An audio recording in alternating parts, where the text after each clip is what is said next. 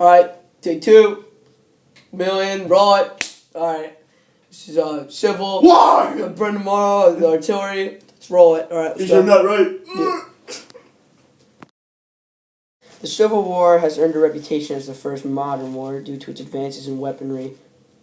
Many of the advancements were in artillery, which are the cannons or the bigger weapons that were used in the Civil War.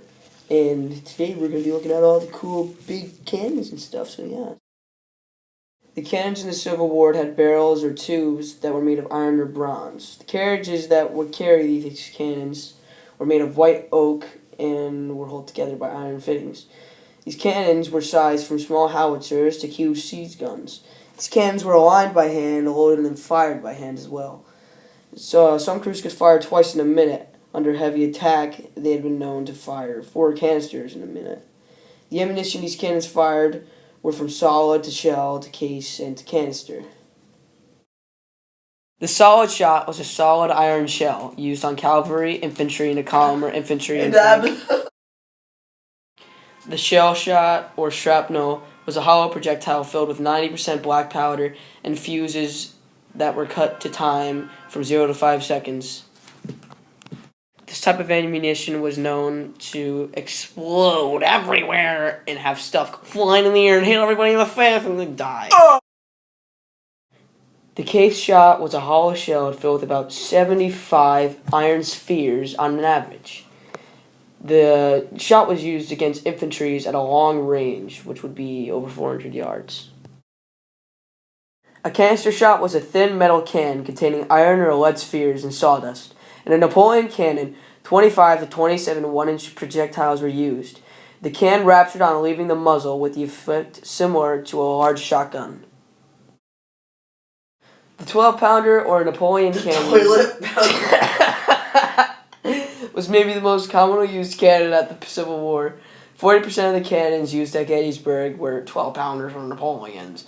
It was developed for the army of Napoleon III, and it was a muzzle-loading bronze-barreled cannon. That means that the bronze barrel was made of 90% copper and 10% tin.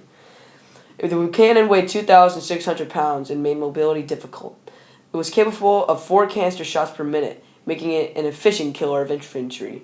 It had a range about 400 yards, and its low muzzle velocity was the reason for that. The short-range cannon usually fired solid shots, which was only under 1 mile, and it sometimes fired shells as well. The Whitworth rifle was considered the forerunner of modern artillery. It was a breechloader, which meant that it used tighter rifling because the shell did not have to be rammed in the length of the barrel, like a muzzleloader. It had ranges up to 5 miles, but units thought little of a breechloader. As a matter of fact, none were used at Gettysburg. But a breechloader made a distinguished whine when fired, unlike muzzleloaders. The Parrott rifle was a muzzleloader, and it only weighed 900 pounds, and it had a range of up to 3 miles.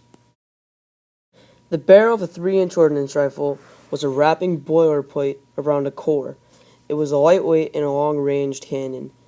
The barrel weight was 820 pounds, and it was the exclusive weapon of the fast-moving horse artillery, and it came to be the favorite of many regular army batteries. Believe it or not, there actually were shoulder-fire rocket launchers used in the Civil War. The Confederate forces experimented with Congreve rockets that the British designed as an explosive. It had been used in the War of 1812, but very little were used due to its inaccuracy. The Union, however, used the Hale-Payton rocket launcher. It was a metal tube that fired 7 and 10-inch long spin-stabilized rockets and fired up to 2,000 yards. It was unwidely used on land and was mostly used by the Union's Navy. A quote from Robert E. Lee states that the advances in the weaponry should have been made, and this quote is, "A union that can only be maintained by swords and bayonets, and which strife and civil war are to take place of brotherly love and kindness, has no charm for me." A quote from Josh Chamberlain states how he wanted to stay in the army and use weapons, and what he says is, "Let me say, no danger and no hardship ever makes me wish to get back to that college life again." Thanks for watching.